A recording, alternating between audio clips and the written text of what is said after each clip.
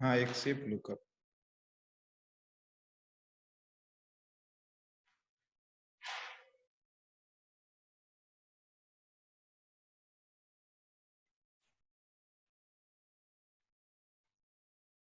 तो लुकअप क्या होगा? ये लुकअप एंड डिफरेंसेस। डिफरेंस तो समझते ही हैं, जो सेल के रेडिसेस होते हैं वो डिफरेंस है।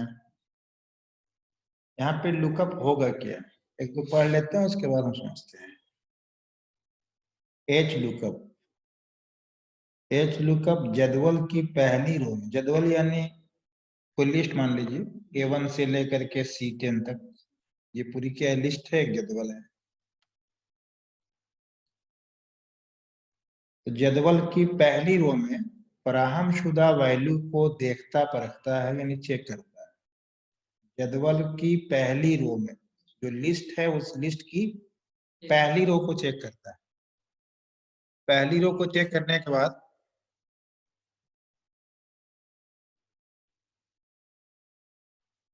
जदवल की पहली रो में फराहम शुदा वैल्यू को देखता हुआ परखता है, यानी आप जिस वैल्यू को चेक करना चाहते हैं उस वैल्यू को कहाँ चेक करेगा? जदवल की पहली रो में। चेक करने के बाद क्या करेगा, और किसी दूसरी रो से नजीरी वैल्यू को, यानी कोरस्पॉन्डिंग वैल्यू को लौटा देता है। और आपने एक वैल्यू दिया, उस वैल्यू को कहाँ तलाश करेगा?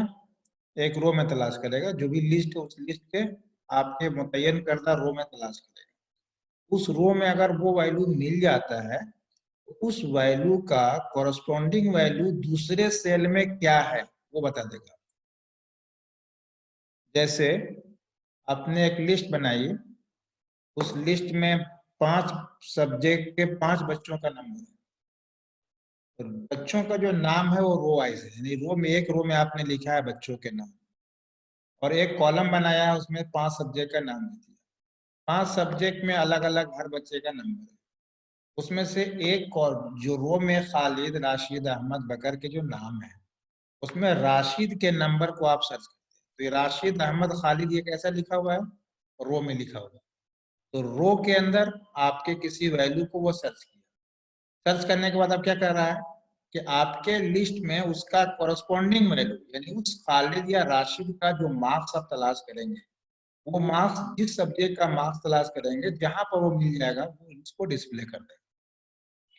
तो इसको गौर से पढ़ लें आप। जदवल की पहली रो में फराहम शुदा वैल्यू को देखता परखता है, और अगर उसको मिल जाता है, जदवल के पहले लिस्ट में जो आप सर्च कर रहे हैं उसको मिल गया, तो मिलने के बाद किसी दूसरे रो से जो आउटपुट आपको देगा, क्या देगा वो? दूसरे रो से उसका नजीरी वैल्यू, यानी उसका मुताल्लिक वैल्यू दूसरे रो से देगा। तो नाम आपने सर्च किया खालिद का एक रो में, और उसका अरबिक का मार्क्स किसी दूसरे रो में है, और आप सर्च ही क्या कर रहे हैं? खालिद का अरबिक मार्क क्या है। तो खालिद को आपका रो में तलाश कर लिया, और उस लिस्ट में अरबिक में जितना मार्क्स खालिद का होगा उसको वो डिस्प्ले कर देगा। तो खालिद का जो अरबिक का मार्क्स डिस्प्ले कर रहा है, उसी को ये ताबीर किससे कर रहे हैं? कोरस्पॉन्डिंग वैल्यू से। ये कोरस्पॉन्डिंग वैल्यू कहाँ मिलेगा? ये दूसरे सेल में मिलेगा। जैसे नीचे वाली जो लिस्ट देखिए बना हुआ है, ए अन लिखा है, कार्स लिखा है, कॉलिन लिखा है, ईडी लिखा है, फ्रैंक लिखा है, ये नाम है बच्चों के। ये बच्चों के नाम किसमें बदल रहे हैं?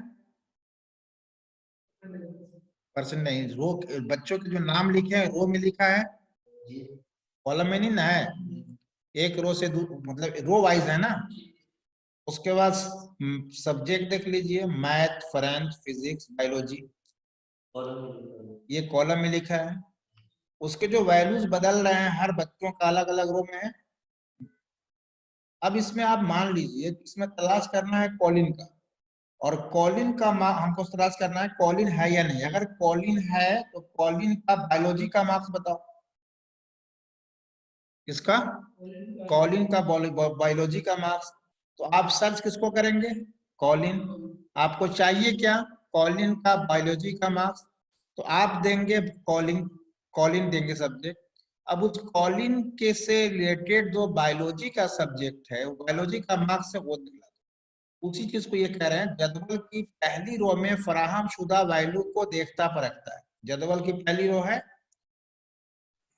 और किसी दूसरी रो से नजीरी वैल्यू यानी उसके करस्पॉन्डिंग वैल्यू को दे देता है। तो दूसरे वैल्यू का मतलब होगा आप जो चाहेंगे करस्पॉन्डिंग वैल्यू, बायोलॉजी का भी हो सकता है, फिजिक्स का भी हो सकता है, फ्रेंच का भी हो सकता है। तो आप जो चाहेंगे वो वैल्यू डिस्प्ले कर देगा। तो पूरी लिस्ट में ये कॉलिन का कितना मार्क्स है बायोलॉजी में ये पता नहीं है, आपको पता करना है। एच लूप का काम करेगा कि रो वाइज तलाश करेगा, एक रो में वैल्यू तलाश किया, अगर वो वैल्यू मिल जाता है उसका कॉरस्पॉन्डिंग वैल्यू दूसरे सेल से जो आप मुतय्यन करेंगे उससे उसका आउटपुट डिस्प्ले करेगा। क्लियर है? हाँ देता हूँ, ये एग्जांपल तो दिया हुआ है, इसी को करके हम दिखला देंगे आपको। एच, उसके बाद क्या लिखता है, एच लूप का फंक्शन किसी दी हुई कद्र को डेटा एरे या जदवल की सबसे ऊपरी रो में लुकअप करता है। कहाँ तलाश करेगा? जदवल यानी लिस्ट के सबसे ऊपरी रो में। ऊपरी रो यही तो है जिसमें नाम लिखा हुआ है। एरे के, एरे उसको बोलते हैं जहाँ पे कई सेल जमा हो जाए, A1 से लेकर के D1 तक, ये पूरा A1 से D1 तक रेंज भी कहेंगे और उसी को क्या कहें, एरे कह लें। और एरे की किसी दूसरे एरे, क्या लिखा है, एरे से नजीरी वैल्यू लौटा देता है, यानी आपको उसका जो कोरस्पॉन्डिंग वैल्यू दूसरे रो में होगा उसको वो डिस्प्ले कर देगा। तो यहाँ आप तलाश कर रहे हैं कॉलिन नाम, उस नाम को, और आपको आउटपुट किसको किससे चाहिए, बायोलॉजी को चाहिए। तो आपने सर्च किया कहीं और आपका आउटपुट कहीं और है, तो आउटपुट जो दूसरे सेल में है या दूसरे एरो में है वहां से वो तलाश करके आपके आउटपुट में वो डिस्प्ले करेगा। इस ऐसा अगर आपको काम करना हो तो उसके लिए आपको क्या करना पड़ेगा, एच लुकअप फंक्शन का इस्तेमाल।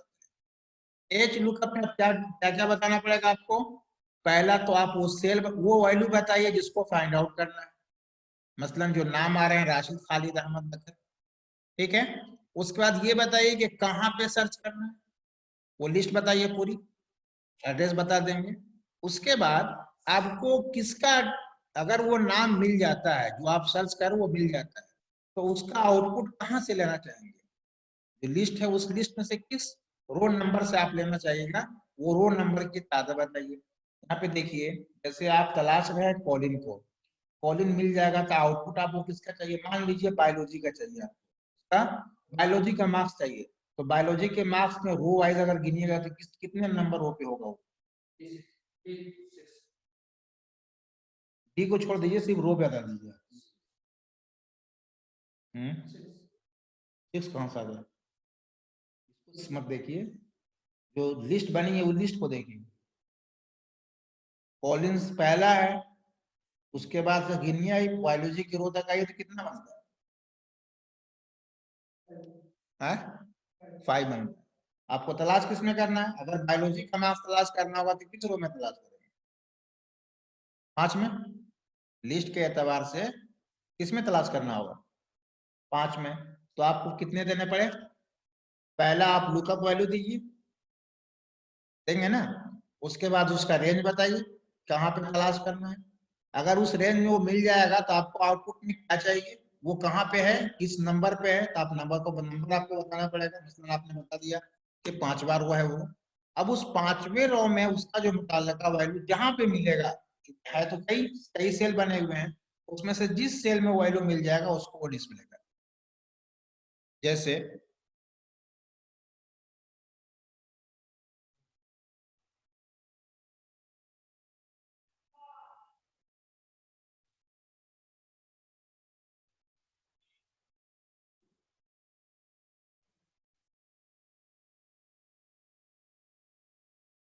यहाँ देखिए,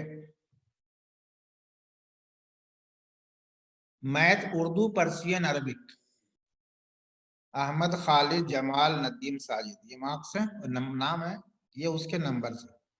इसमें मान लिया खालिद का मार्क्स आपको जानना है, तो यहाँ पे आप एच लुकअप इस्तेमाल कीजिए। मतलब एक लिस्ट बना दी, स्टूडेंट में किसका तलाश करना है, अहमद, खालिद जो भी होगा, यहाँ हमने लिखा है अहमद, अहमद को तलाश करना है। अहमद किस में लिखा हुआ है यहाँ पे,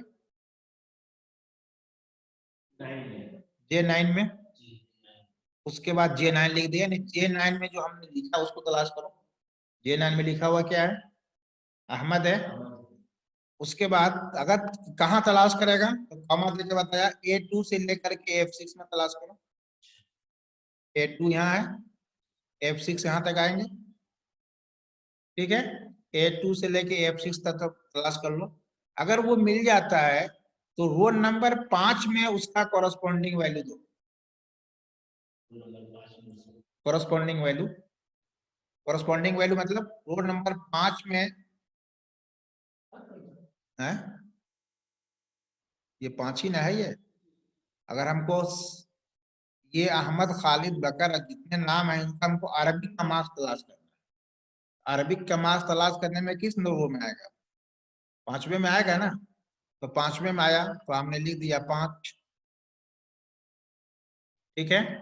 आगे लिखा हुआ है फॉल्स या ट्रू। फॉल्स या ट्रू लिखने का तरीका होता है ये कि अगर मैच कर जाता है तो डिस्प्ले कर दो, मैच नहीं करता है तो एरर का मैसेज दो, ठीक है।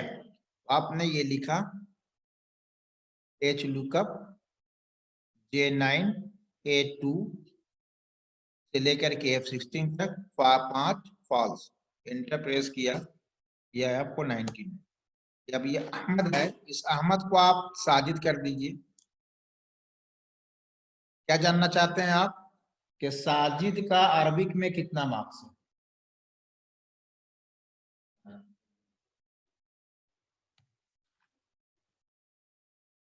वाली से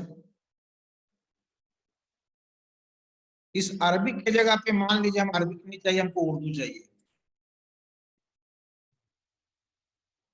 उर्दू का चाहिए, तब क्या करना पड़ेगा? यहाँ पे जो 5 था जिसमें आपको 5वें रो में आप तलाश रहे थे, कहाँ पे तलाश करवाएंगे? 3 में।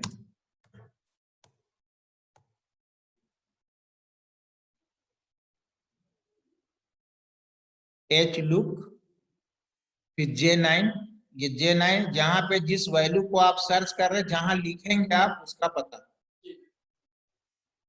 उसके बाद जहां से तलाश करेंगे वो पूरी लिस्ट।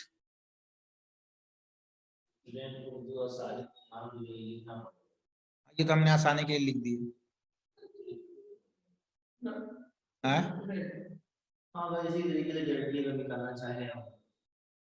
मतलब यहाँ पे लिखा इसलिए कि हम जब रेफरेंस देंगे तो कभी साजिद का भी तलाश करना होगा, कभी नदीम का भी तलाश करना होगा, तो हम उसमें सिर्फ टाइप कर देंगे, उसका आ जाएगा। अगर फार्मूला में डायरेक्टली लिखेंगे तो सिर्फ उसी का तलाश करेंगे। नाम लिखना पड़ता है, नाम लिखना पड़ता है। एच लुकअप के बाद जिस वैल्यू को आप पता करेंगे वो वैल्यू चाहिए, तो J9 हमने वैल्यू का रेफरेंस दिया, ठीक है।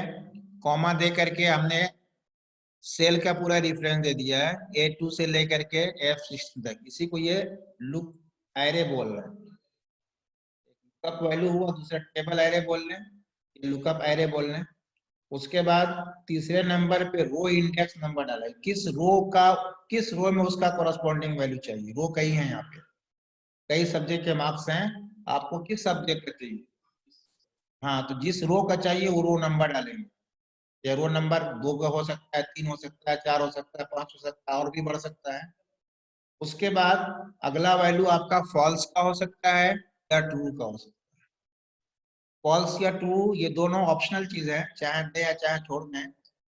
ट्रू का मतलब होता है कि एक्यूरेट वैल्यू मिल जाएगा तो सही है, आउटपुट देगा। कितना होगा तो सही है? एक्यूरेट मतलब जो आप तलाश रहे हैं वही मिल जाए। खालिद तलाश रहे हो, खालिद मिल जाए तब तो सही है। अगर नहीं मिलेगा तो फिर वहां पे एरर का मैसेज या प्रॉब्लम जनरेट करेगा। तलाश की खालिद मार्क्स है तो मतलब ये 88 है या 70 है या 80 है, कुछ भी है,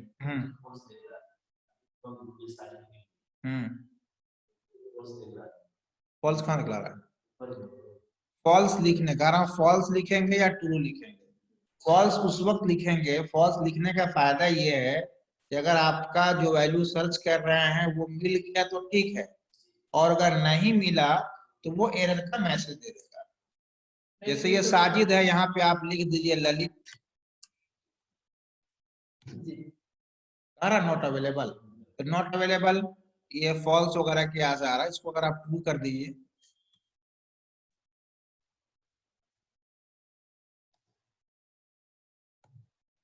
ललित है नहीं 55 बता रहा। तो इसी से बचने के लिए क्या किया आपने, कुछ तो लिखना पड़ेगा। देखते हैं, वो कॉमा दे दिए हैं, तो कॉमा की वजह से जान बच गई, वरना फिर एरर का मैसेज देता।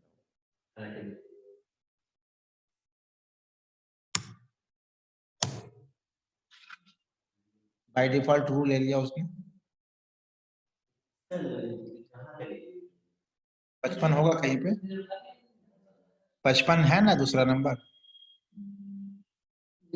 55 है ना, कोई उठाया उसने, तो वही था फॉल्स आपको देना है कि अगर नहीं मिलता है तो एरर दो,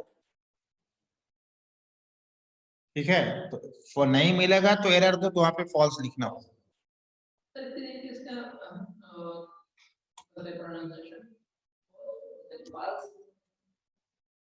क्या बोलेंगे,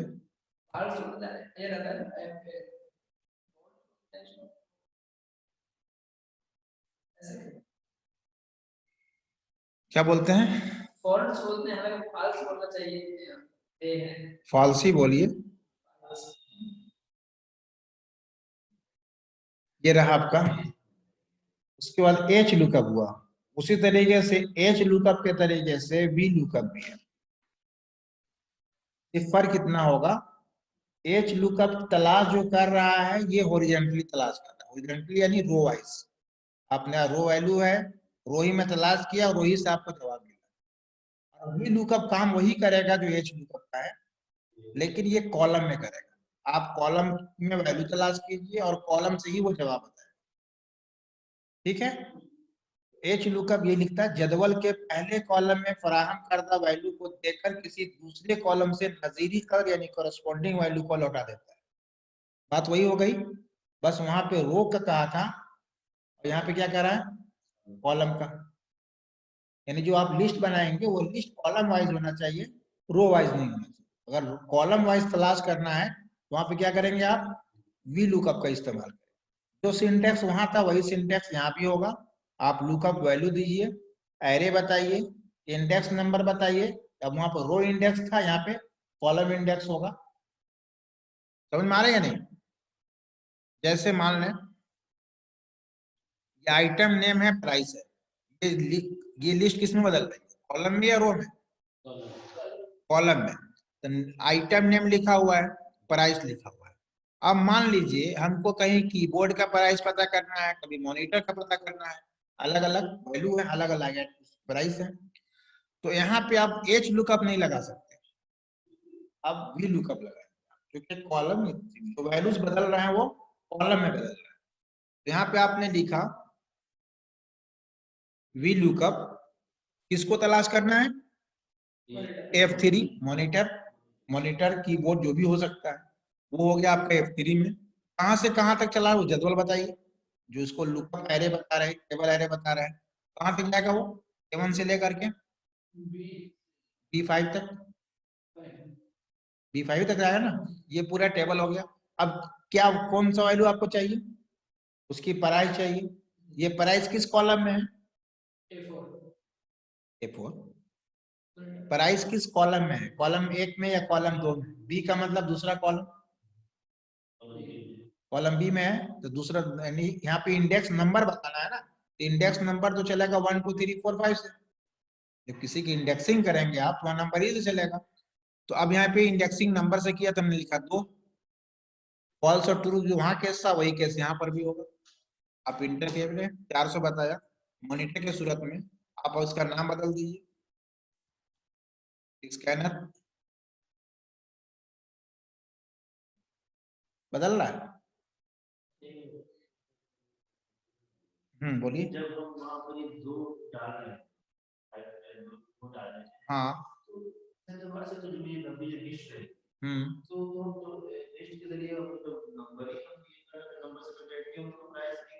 ये तो 5 लिखा है तब ना, ऐसा भी हो सकता है कि आपकी शीट 1 में सारा है और शीट 2 में आपको प्राइस निकालना है।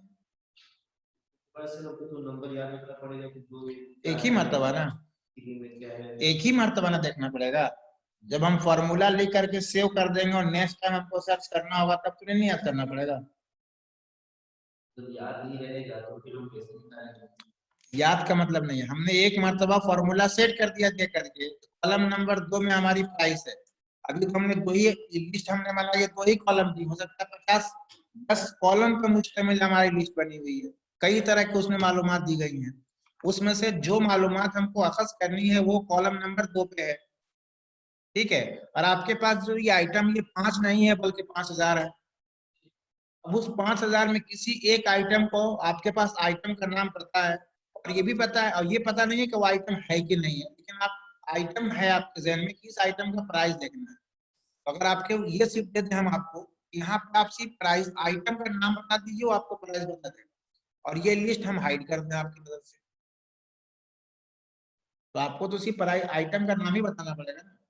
आइटम का नाम बताइए, अगर अवेलेबल होगा तो आप प्राइस बता देगा उसका, अवेलेबल नहीं होगा तो नॉट अवेलेबल, ठीक है। तो वो कंफ्यूजन नहीं कि यहाँ सब कुछ तो हम देख ही रहे हैं, सब कुछ जब आप उसको एडवांस लेवल पर जब यूज करने बैठेंगे तो सब सामने नहीं रहेगा। तो यूजर को देना है वो सिर्फ आपको सामने रखना है। जैसे आप टाइम टेबल निकालेंगे, टाइम टेबल निकालने में अगर आपसे पूछता है कि कहाँ का टाइम टेबल देना है, मतलब मुबारकपुर का देना है, तो आप क्या इंटर करते हैं, मुबारकपुर। तो मुबारकपुर ना आपने सिर्फ दिया है, तो यूजर को सिर्फ इतना दिया कि आप लोकेशन बताइए। लोकेशन जो ही आप बताएगा तो उसका कहीं फॉर्मूला सेट होगा, वो फॉर्मूला से रन करके आपका आउटपुट डिस्प्ले करता है, ठीक है। तो एच लुकअप हो गया, वी लुकअप हुआ। तीसरा वाला जो है लुकअप है सिंपली, आप वर्टिकली चेंज कर लें या हॉरिजॉन्टली चेकअप कर लें,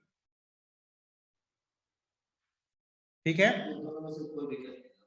हाँ कहीं भी कर सकते हैं, इसके साथ ये मतलब नहीं है कि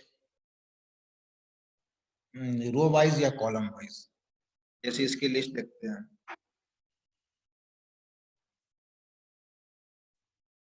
ये देखिए एक लिस्ट है, order ID, product, price, quantity.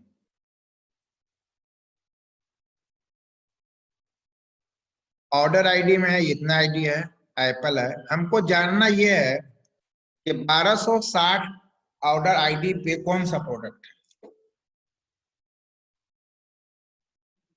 1260 पे कौन सा प्रोडक्ट है। तो 1260 आप बताइए,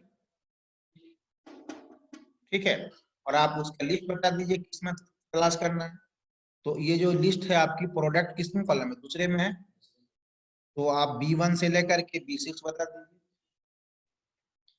यहाँ पे आप आइए, इसमें मैंने फॉर्मूला यूज किया है, ये लुकअप है। यहाँ पे क्या दिया है, 1260 डायरेक्टली लिख दिया है, आप रेफरेंस भी दे सकते हैं। उसके बाद ये क्या है,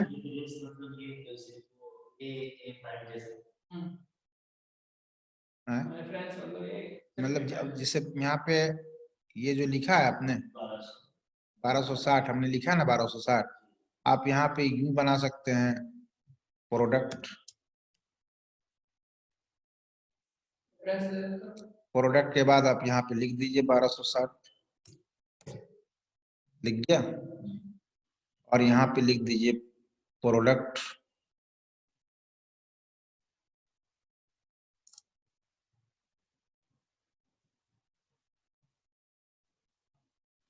इसमें जो 1260 है इसको हम करते हैं क्या, एड्रेस का होगा F3, इसको हम देख के देखते हैं F3 करके।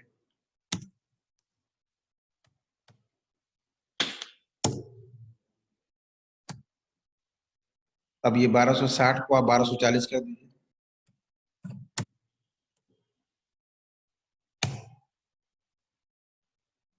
आ रहा है।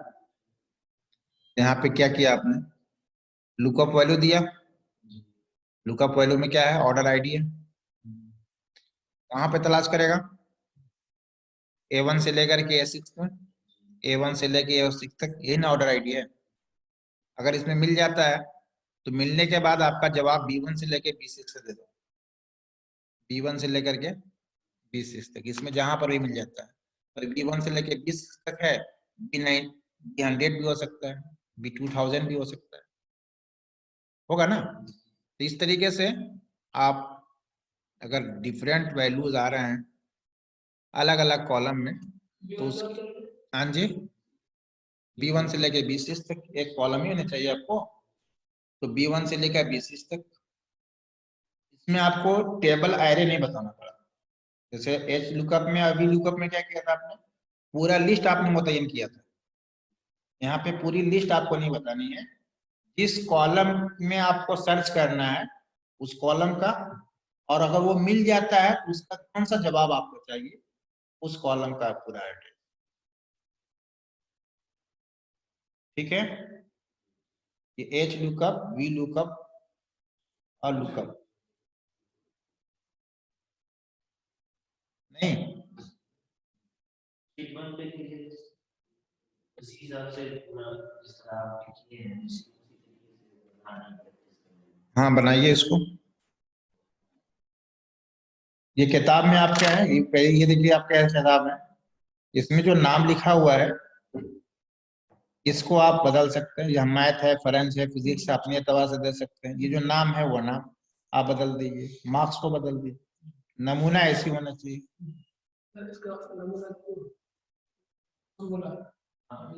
फॉर्मूला कॉपी पे नोट करेंगे तो आसान रहेगा। ये एच लुकअप,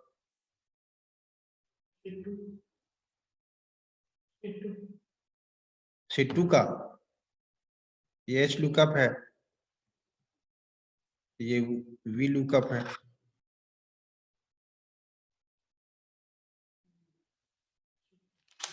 शीट 3 में लुकअप है ओनली।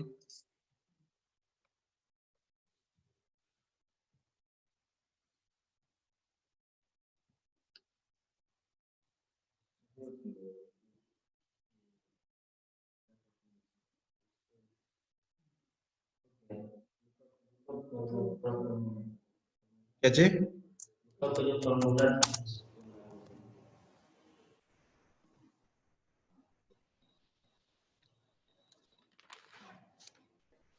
हो गया, ये करना है आपको।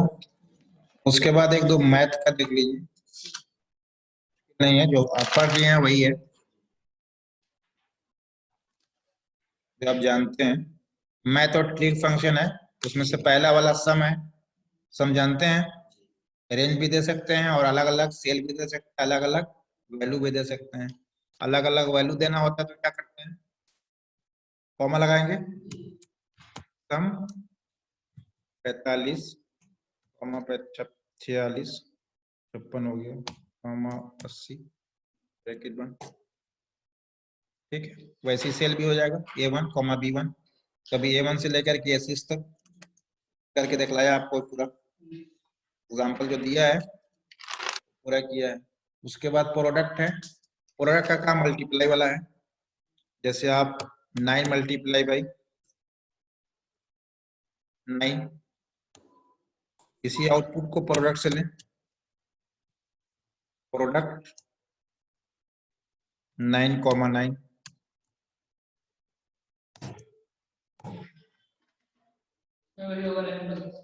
सब दे सकते हैं। तो इसमें मतलब जो आप फॉर्मूला की मदद से कर रहे थे उसको आप फंक्शन की मदद से भी कर सकते हैं। उसके बाद आपका पावर है, पावर का शेप दिखला दिया था आपको। यहाँ पे भी पावर आप लिख सकते हैं, जैसे पावर लिखिए 5, जैसे आप यूं लिखते थे 6 पावर 2, क्या आउटपुट आएगा 6 इंटू 6 आएगा, 2 मरतबा मल्टीप्लाई करेंगे ना आप 36। इसी को आप पावर से कर लीजिए, POWER 6 दे दीजिए, कॉमा लिख करके उसका पावर बता दीजिए 2।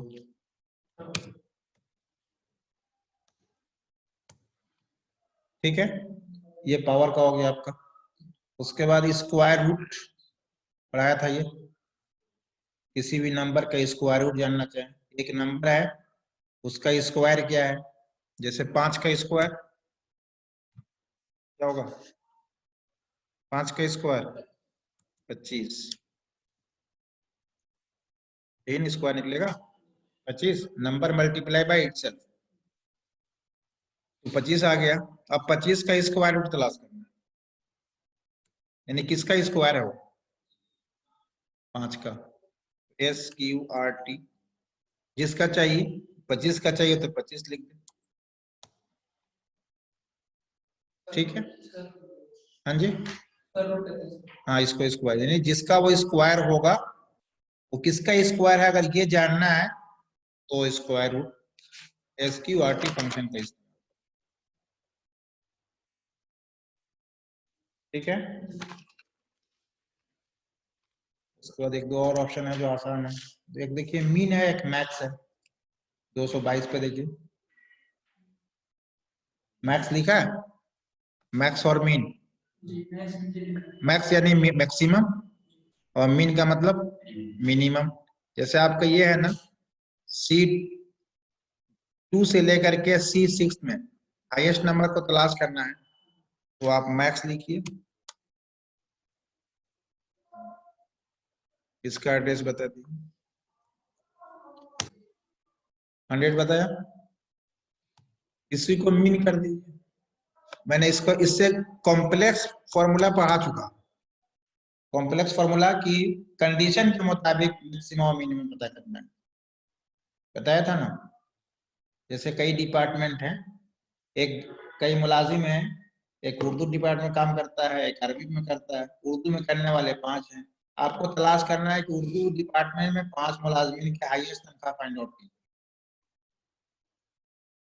क्या क्वेश्चन रहा, उर्दू डिपार्टमेंट में जितने मुलाजमीन हैं उसमें से जिनकी हाईएस्ट तनख्वाह है उसका नाम बताइए, तो इससे पता चलेगा मैक्स से या मीन से। मैक्स में और मीन में तो आप एक कॉलम्स की जो पूरी वैल्यूज हैं उसमें से हाईएस्ट या मिनिमम आप पता कर रहे हैं, लेकिन वहां पे कंडीशन क्या दे रहा है कि पूरे डेटाबेस में उर्दू डिपार्टमेंट में जो हाईएस्ट है उसको पता करो, ठीक है ना। तो इससे सिर्फ काम नहीं चलेगा। बहरहाल तो एक आपका मैक्स हुआ, दूसरा आपका मीन हो गया। एवरेज समझते हैं, एवरेज का मतलब क्या होता है, मीडियन बताऊंगा मैं भी, थोड़ा सा कॉम्प्लेक्स है। एवरेज का मतलब क्या होगा, औसत समझते हैं, औसत। मतलब जैसे एक आदमी है 12 महीने कमाता है, किसी महीने में 25,000 कमाया, किसी में 45 कमाया, किसी में 60 कमाया, किसी में 15 कमाया, किसी में 0 कमाया, ठीक है। एवरेज वैल्यू क्या होगा उसका, हाँ पर महीना एवरेज निकालें। एक बच्चा है किसी सब्जेक्ट में उसका मार्क्स 99 है, किसी में मार्क्स 35 है, किसी में 60 है, किसी में 70 है, तो उसका एवरेज वैल्यू क्या है निकलेगा उसका। या 7 घंटी है, 7 घंटी में उसकी जो परसेंटेज की हाजिरी की है, किसी में 70 चला गया, किसी में 80 चला गया, किसी में 60 चला गया, किसी में 25 आ गया, तो उसका हाजिरी का औसत वैल्यू क्या निकलेगा, ये निकालना होगा तो क्या करें, एवरेज बताए, एवरेज फंक्शन निकालना है वो बता देगा। जैसे आप मान लें इनकम, इनकम में कभी 8,000, 6,000, 3,000, 2,000,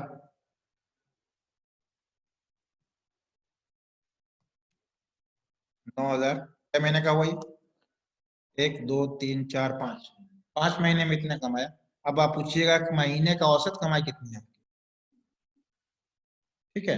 तो औसत कमाई अगर आप खुद से निकालना चाहें तो कैसे निकलेगा, और सबको जोड़ के 5 से तकसीम कर दीजिए, तो ऐसे ना करके आप यूं कर लीजिए, एवरेज, एवरेज निकालना है, यही लिस्ट है, इतने का एवरेज निकालना है। आप इंटरप्रेस कीजिए या एवरेज वैल्यू बता देगा, महाना इतना एवरेज निकला, एवरेज लिख दिया, एवरेज लिख करके जितने का एवरेज निकालना है वो पूरे का रेफरेंस बता दिया। 5,600 रुपये वो हर महीने कमाता है। हाँ औसत, किसी में अगर 5600 कमाया, अगर किसी में 9000 कमाया, किसी में 3000 कमाया, तो उसका जो औसत वैल्यू निकला वो 56 का निकला, यानी 5600। तो किसी भी चीज का औसत निकालने के लिए आप जो टोटल वैल्यू को जोड़ करके उतने से आप डिवाइड करेंगे, उसकी जगह पे एवरेज फंक्शन का इस्तेमाल कीजिए, जितने का एवरेज निकालना है उसका रिफंड। क्लियर है? तो इतना कर लें आप। ठीक,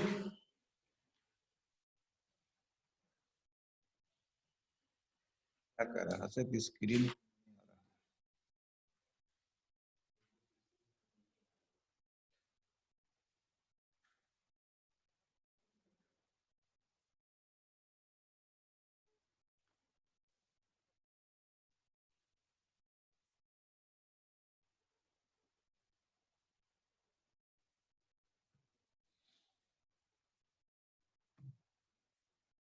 तो शेयर किया ना रूही इसकी।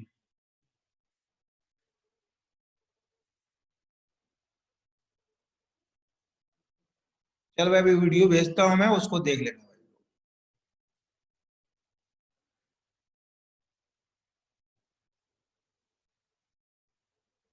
ठीक है, ओके, अल्लाह हाफिज।